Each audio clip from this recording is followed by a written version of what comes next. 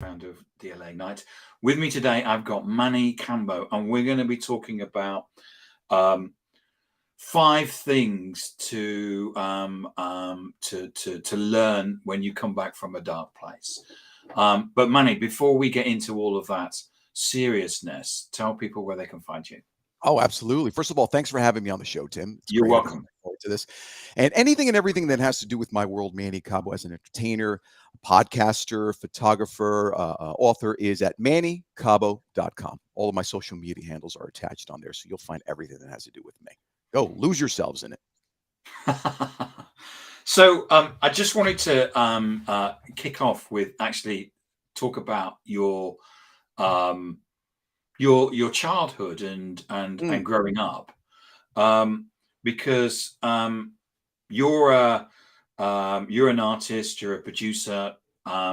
You have you even are able to sell your voice for voiceovers and stuff. yeah. So where do you think where did it all start for you?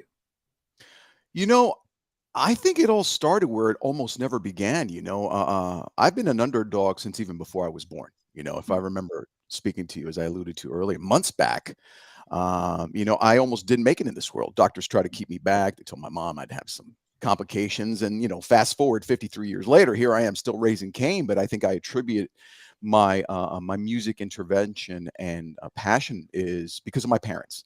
I grew up in a really eclectic household, growing up listening to music like el tango, folk music, Motown, and of course the Beatles. The Beatles were iconic back then, and they still are to me now. So, I think that created the foundation that led me to where I am today, and I'm very fortunate to have that versatile background and upbringing that my parents provided for me. My dad introduced me to a pair of drumsticks and a camera, and the rest, as they say, the rest was history, because my mom also was a singer when she was young. So the genes were already there, Tim. I couldn't escape it no matter how hard I tried. And you had a an upbringing because you're because you're an English and a Spanish speaker. So you had Yeah. you've got a Latino Spanish Right. vibe as well as as an English speaking vibe as well. Right. Right. Exactly. That's another advantage of mine because, Spanish was my first language, you know, Right. and learning to adapt to a new language for everyone else is new. Obviously, for me, I've been speaking it all my life. It certainly has its advantages because it has helped me in the workplace. It has helped me with relationships. It has helped me, you know, um, tackle the linguistic barriers of so many of my clients and friends or situations that I may come across, whether it's here at the deli or in my personal, excursions. And so when did you first get into the music and realizing that you had art as a strength in your DNA? I think it all started in grammar school. I would probably have to say about sixth grade. Back in the day, we had the big VCR cameras that you'd have to do a routine of working out to be able to pick up these portable VCR boxes. So a good friend of mine, his dad was a lawyer, so he's pretty well off, and he was able to buy all this equipment, which he never used. So of course, the light bulb went off to myself and my friends were like, wait a second, this could be pretty cool, and we started making movies. And here I am at Wow. the tender age of what, 12 years old. We were going to reliving 007 movies. I was always playing killer for Jason and Halloween takes. And we had so much fun. And I realized it was never work. We would literally be out in the park probably 10, 11, 12 hours. We'd have to at one point, we almost got arrested because we were doing a take off of Scarface, and we went in so far as creating bags of fake cocaine, and we had like 13, 14 cops. We had helicopters where we didn't realize, the gravity of the situation. We were kids, but that goes to show you, at that age, all we were focused on is making magic and creating visuals, that for our friends. I already knew that at that age, I'm like, this is what I want to do. I need a of some sort, whether it's an actor, whether it's creating soundtracks or something to that effect. That was my calling.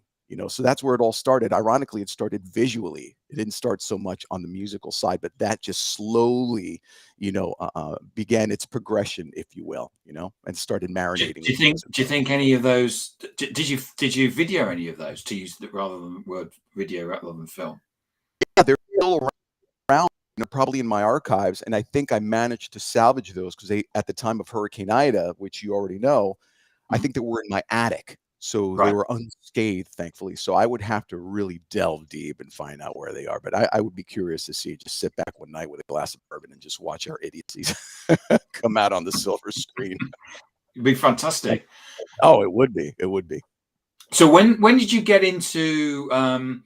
So you did the movie piece and that, Yeah. and then but you've also got into photography and music, and not only creating music but also Right. producing music. So how did Yeah. that happen as well? I think my dad introduced me to the world of drums, and I started playing drums at the tender age of 13, as I said before. And Oh I, wow, that's a I good age. joined, Yes. yeah, I joined the school play. And in that year, this goes to show you, I hated school, by the way, Tim. I hated, Mm. I hated college. I hated everything. But when it came to the arts, I created my own photography student union. I created my own music photography group slash. So I knew right then and there that there were certain things that I was going to be terrible at, and certain things that I was really going to excel in. Music was one of them. And when I joined in grammar school, the school play, I loved it so much that I directed my own play in 8th grade. And this faculty loved it more than what the teacher was actually doing, who was in charge of creating the school play of the year. And that was pretty epic for me. It was 2 plays. Obviously, I did the Halloween version of Michael Myers, it had to be Okay. Yeah. G-rated, obviously. And then a Charlie Brown Christmas. Um, it was pretty epic, man. I can look back right now, and I remember and I recall the whole situation. I was like, wow, this is awesome. I could definitely do this for the rest of my life. And I played drums. I didn't act in the play, but I played drums. So here I am playing and directing everybody. You go, get out of there. You're on stage right now. So it was pretty cool. And that's carried on in terms of your life, in terms of Yeah, using your use not only being a musician but also producing other musicians as well. absolutely. Yeah. Oh, absolutely. It has definitely significantly been a big help. Obviously there's been a lot of work behind the scenes, a lot of education. I spent countless hours researching and listening to different types of music, understanding the career, the business side, as well as the creative side, not only in production, but in songwriting. And sometimes, it required a huge sacrifice. Like, for example, I moved to Nashville for 2 years with my family Okay. just to become a better. So Mm. there are certain level of commitments that a lot of musicians are not willing to make. And Mm. at that point, you have to question yourself. Listen, if I'm not willing to take these risks, then I probably shouldn't be in this industry. Because let's face it, Tim, between you and me and the phonograph behind you, it's not for the weak of heart. You know, Right. you really have to dig deep. And in most cases, it's feast or famine. If you're in this career for the fame and the wealth and the mansions and the Rolls Royce Phantoms, yeah, you better do something else because it's not going to happen that way. You know? And I think it's the same with anything to do with something that you're passionate about. Yeah, absolutely. I'm forever remembering lyrics in songs. Yeah. And my partner says to me, "So how do you remember all these things?" And I said, "I don't. It just happens, and it's because I'm passionate about music. Yeah. Yeah. The It's thing a lot just easier to commit to memory is what it is. yes, It really is. and the thing is, you do know what trying to get my you do know what one of those is, which I find interesting. Absolutely. That's a classic Smith Victor, man. Like I was telling you before, I have one of those coming to me, just don't have any room for it with tons of 78s, tons of replaceable needles. I don't know. It's just very nostalgic. It truly is. I miss that. And as you can see behind me to the left, I don't know if you could really see it. There's a record player here. I will never, I can't quite see it, but I'll take you your know word what? for it. If I can here, look, I'm going to see. There it is. There's the record player. Oh See it? yes, and you got some vinyl underneath as well. Yes, I do. You gotta have vinyl. You got to. I would take vinyl over the digital production any day of the week. And I know we've made some great strides in the digital realm, but nothing captures the sound. The quality of analog is just unprecedented. It really is. And I know because I live it every day, you know. So in terms of some of that your background, you've been through a number of very traumatic things. Mm, You ended up watching your dad die of COVID, yeah. and you got hit by a hurricane. Mm. That's a So, 1-2 so, punch, so and the talk, pandemic. yeah, yeah. Yeah. So talk us through that. Well, you know what? Obviously, those are the things that you don't plan for in life. I think the most difficult thing for me with my dad was I never had a chance to say goodbye. He's here with me one day. I drop him off at the hospital. That was the last time I saw him. So that That's still terrible. haunts me. Mm. It is. It's terrible. I wouldn't wish that on my worst enemy. And till this day, it affects me. But I had to learn to let go of certain things, certain feelings of guilt, perhaps. That I was dealing with. And then uh, months later, I get hit with Hurricane Ida. I Yeah, basically lost 25 years of my livelihood. And as an entertainer we just went through this difficult episode with the pandemic where there was no touring, there were no performances, there was nothing going on. And we were all scrounging out to make, ends meet. Then I get hit by this hurricane that just washed me away completely. No equipment left. I had to use borrowed equipment.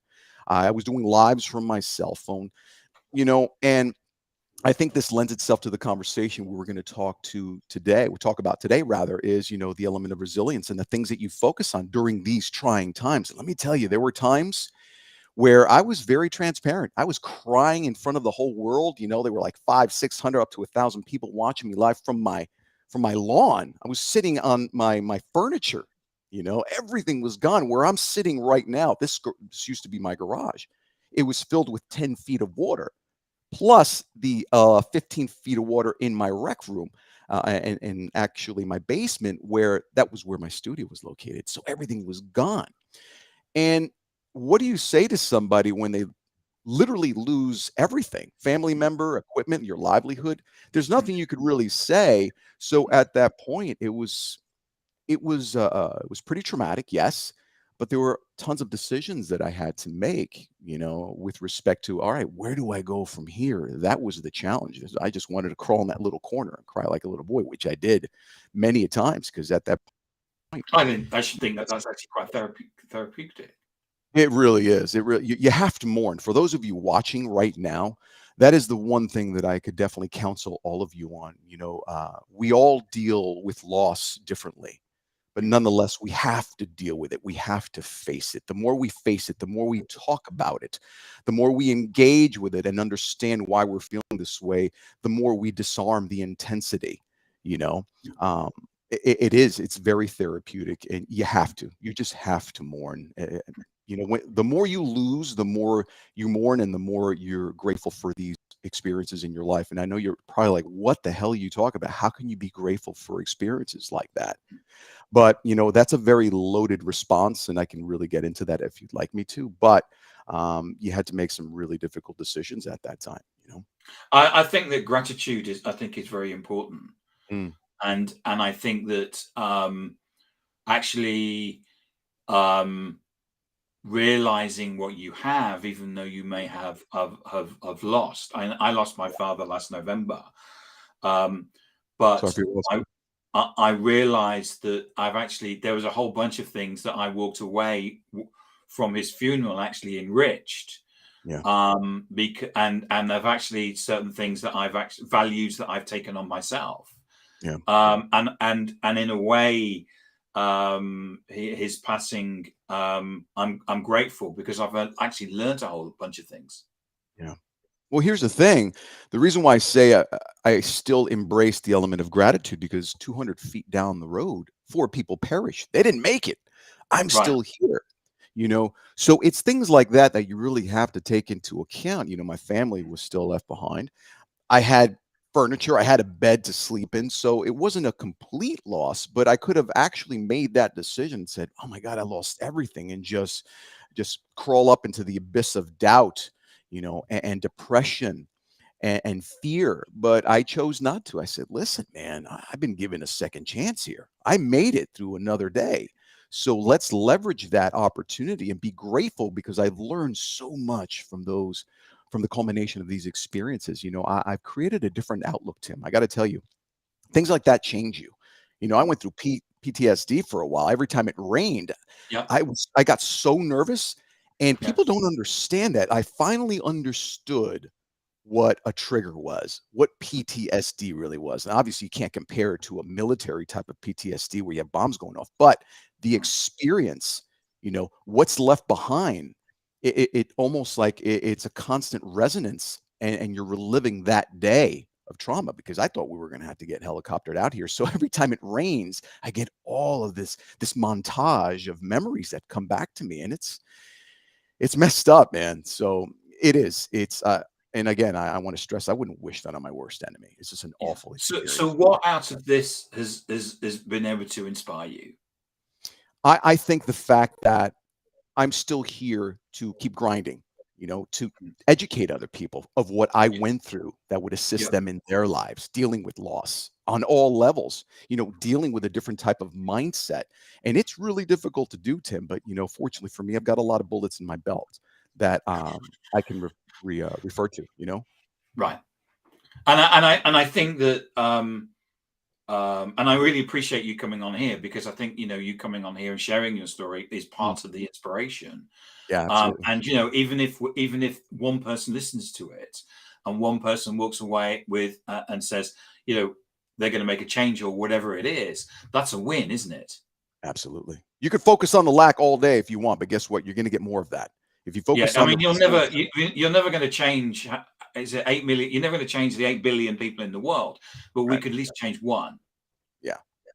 And I'm not even looking to change anyone. What I'd like people to do is at least offer them that option.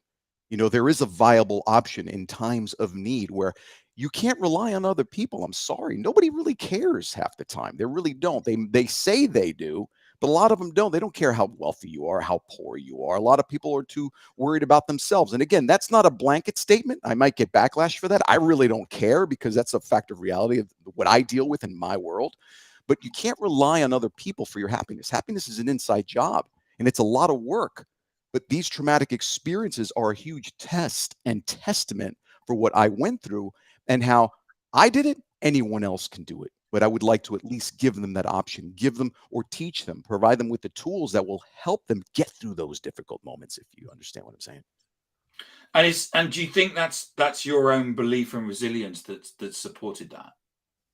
I think it's one of them. Sure. I think it has a lot to do with your experiences, your upbringing, your education.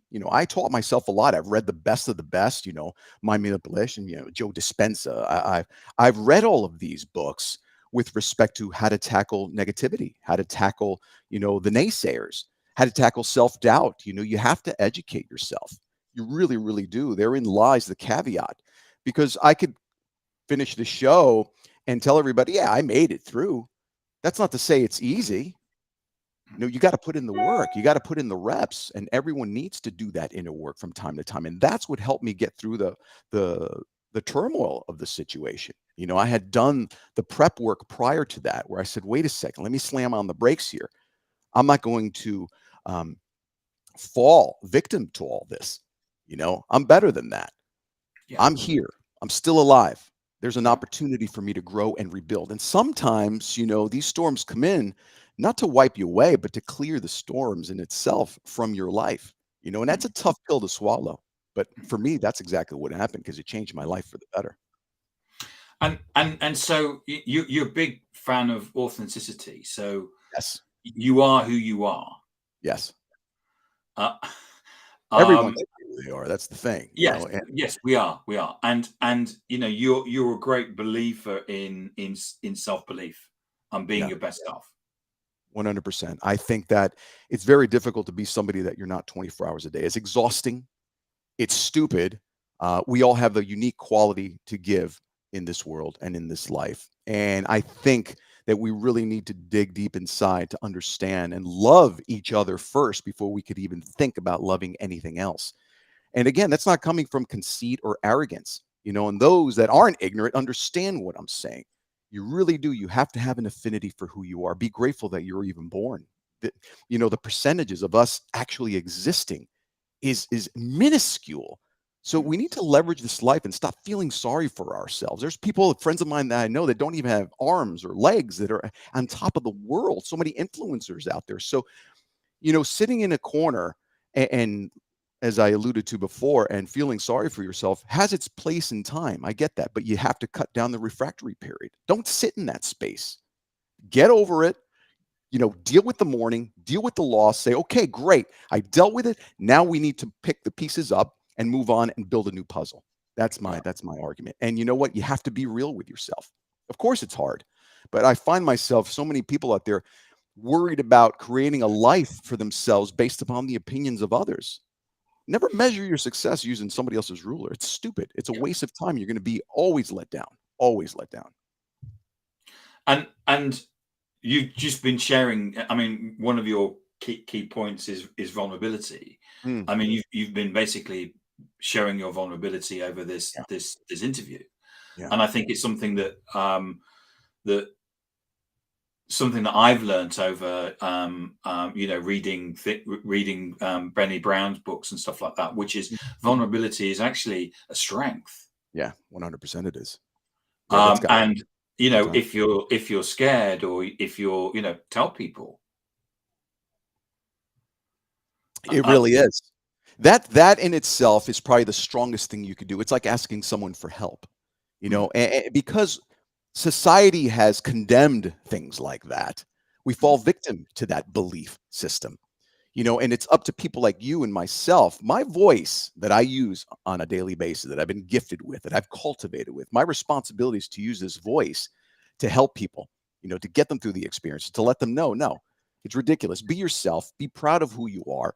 Let people know the difficult times that you've been through. Because guess what? You think you're the only one that's been through these difficult times? That's ignorant and arrogant at the same time. We've all been through different things. We all just have different renditions of these tumultuous times in life. So I use my voice to help people get through that, to educate people how to get through these moments. And that's my job. I feel like if I don't do that, I'm doing a disservice to my my ecosystem of artists. That's who I focus on, because that's what I know. I'm not going to boast knowing something that I don't know, but I live this. I can tell you, listen, Tim, you've been through a lot, but I can help you at least ease the pain and help you navigate through this maze of sometimes doubtful experiences, fearful experiences, Manny, thank you so much for coming on. It's the 20 minutes is up, and it goes so quickly.